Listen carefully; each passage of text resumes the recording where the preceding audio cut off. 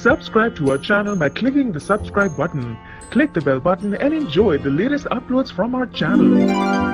एक थप्पड़ काफी नहीं था, साथ में अनुज अनुपमा अगर ये सब कह देते तो खड़ी खड़ी मर जाती डिम्पी। मगर नमस्कार दोस्तों, स्वागत है आपका आपके अपने चैनल हंग्री स्पिरिट्स में। हंग्री स्पिरिट्स देख रहे सारे दर्शकों का मैं अंजू शर्मा दिल से स्वागत करती हूं। आ गई डिम्पी अपनी असली औकात में फिर से। ये शायद डिम्पी को दौरे पड़ते हैं कि अपनी असली औकात पे आ ही जाती है।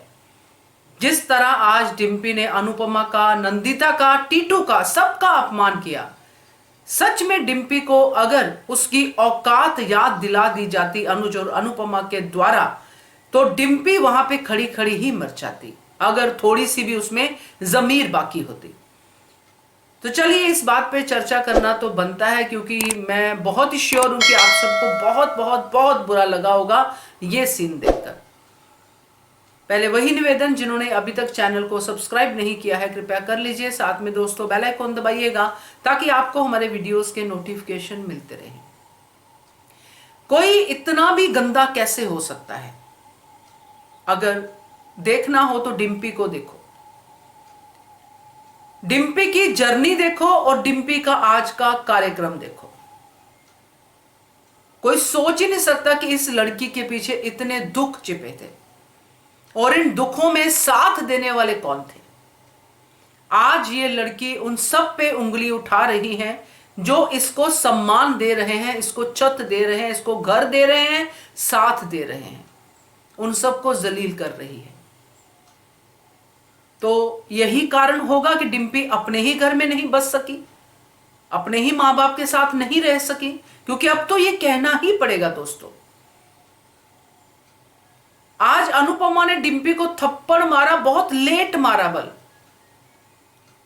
पहले ही थप्पड़ मार देती, मगर अनुपमा भी अपनी पेशेंस के साथ चलती है। मगर हद तब हुई जब अनुपमा और अनुज के जिगर के टुकड़े को पॉइंट आउट कर दिया कि गोद ली हुई बच्ची से ज्यादा इनको और कोई प्यारा ही नहीं है, अपने तो प्यारे है ही नहीं, और अपनों में कौन आती है? डिम्पी नंबर 1 पे। कहां से अपनी बनी डिम्पी? क्या कभी सोचा डिम्पी ने? अगर अनुपमा या फिर अनुज इस बात से गुस्सा हो जाते, जो कि उनको गुस्सा बहुत आया कि उनकी आध्या के बारे में आज फिर से वही बात, गोद ली हुई बच्ची, गोद ली हुई बच्ची, ये बात फिर से, और कहने वाले कौन है? डिम्पी।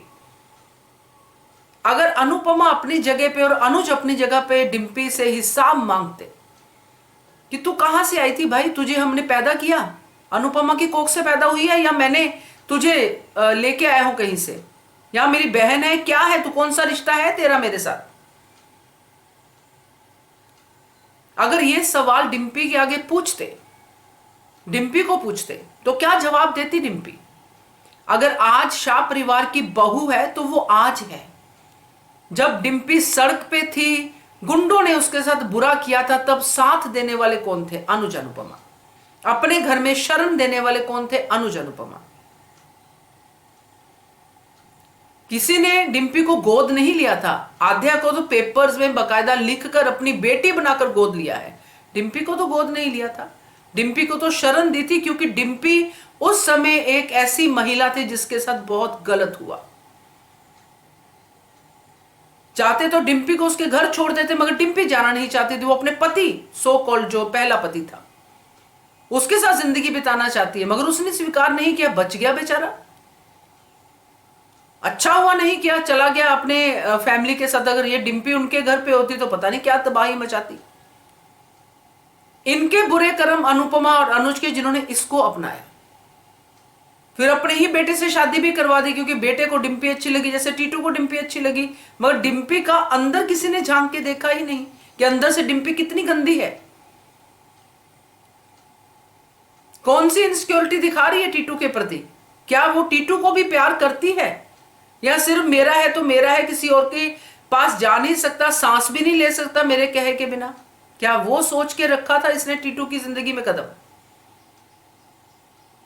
और अनुज अगर पूछ लेता कि भाई मुझे अमेरिका में क्यों फोन कर रही थी, क्या लगता हूं मैं तेरा, आज तू कह रही है ना अनुपमा को, मेरी बेटी को तू कह रही है, गोद ली हुई बेटी, और हम दोनों के बारे में बोल रही है कि आशिकी चल रही है, अनुज अनुपमा की आशिकी चल रही है, और बापू जी को भी नहीं छोड़ा कि सब लोग राधा कृष्ण बने घूम रहे हैं, राधा कृष्ण को भी नहीं छोड़ा।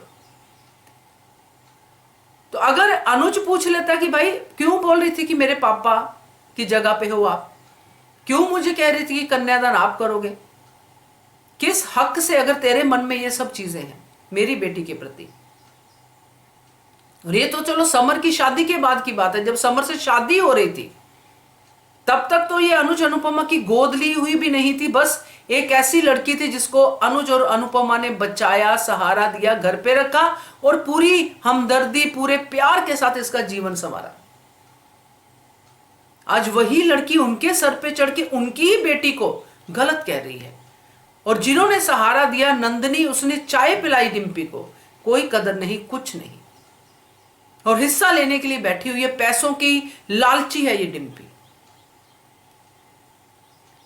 तो अगर आज अनुज अनुपमा एक भी लाइन जो मैंने कही है इसमें से बोल देते तो डिम्पी कहां जाती, किसको मुंह दिखाती, क्योंकि खुद तो वो आईना देखती ही नहीं है।